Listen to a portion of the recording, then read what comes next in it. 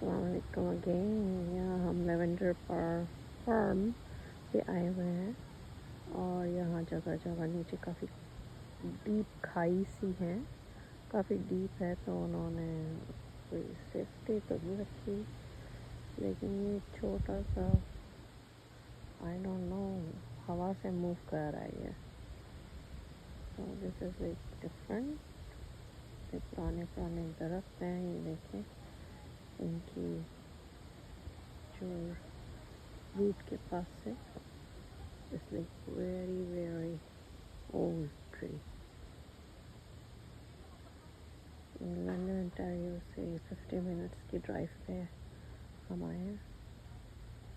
लेकिन जब हवा हल्की हो जाती है बिल्कुल तो वो रुक जाता है, और जब हवा चलने लग जाती है तो फिर ये थोड़ा सा करीब होने की कोशिश होती है। मुझे खाइयों से बहुत डर लगता है। ये देखिए, so nature nature nature beautiful.